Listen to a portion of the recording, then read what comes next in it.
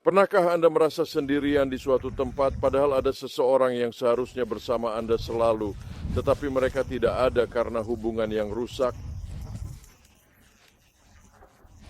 Nah, itu tragis. Ini tragis karena setiap hubungan yang rusak antara satu manusia dengan manusia lainnya adalah hal yang tragis. Tapi tragis karena alasan lain yang kebanyakan orang tak menyadari. Dan tragis karena hubungan yang rusak mempengaruhi hidup doa, perjalanan, dan waktu kita bersama Tuhan. Yesus membuat pernyataan, jika ada hadiah untuk dipersembahkan di altar dan ada perselisihan dengan saudaramu, benarkanlah dulu dengan saudara atau saudari itu, lalu bawalah hadiahmu ke altar. Dalam surat Petrus 1 dikatakan, dan info kepada suami, dan saya seorang suami dan harus menghadapi ini. Dan itu mengatakan kepada suami, perlakukanlah istri kalian dengan penuh pengertian, agar doa kalian tidak terhalang. Apakah Anda tahu kehidupan doa bisa terhambat? Jika hubungan rusak, jika tidak memperlakukan istri dengan martabat, hormat, pengertian, itu menghambat kehidupan doa Anda. Itu bukan yang saya katakan. Itulah yang disampaikan oleh firman Tuhan dalam 1 Petrus ayat 3. Hubungan kita sangatlah penting bagi kita. Dan jika kita ingin memiliki kekuatan dalam doa, salah satu halangan terbesar untuk itu adalah hubungan yang rusak. Jadi kita harus memastikan hubungan tersebut benar. Biar saya ceritakan satu kisah. Saya dan istri saat baru menikah, kami berkomitmen pada satu sama lain.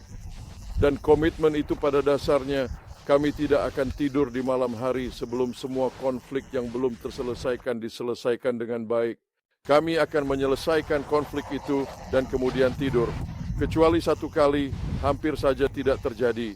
Sekarang kami punya argumen ini. Saya lupa apa itu, tapi saya ingat ini. Dia salah dan saya benar. Setidaknya itu yang saya pikirkan. Dan begitu kami tidur malam itu, dan kamu tahu apa yang terjadi, dia tertidur dengan Tuhan yang tak terpahami. Aku berguling dan berbalik, berdebat dengan Tuhan, berkata, Tuhan, dia harus terjaga, saya harus tidur. Ya, Tuhan berkata, kamu tidak mengerti.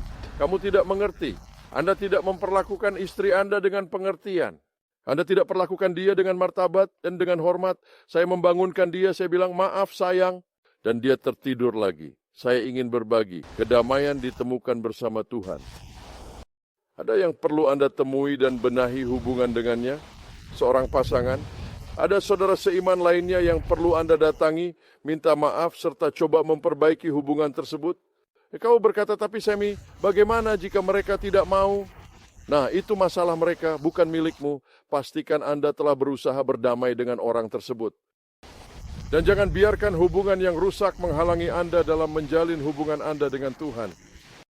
Lakukan yang perlu untuk memperbaiki hubungan dengan orang itu. Teruslah berjalan untuk Kristus dan Tuhan akan menampakkan dirinya. Tuhan akan memberkati dan menggunakan kamu. Jangan biarkan hambatan dalam hidupmu, kehidupan doamu, menjadi hubungan rusak. Buatlah mereka benar sebanyak yang kamu bisa. Tuhan akan memberkati kamu.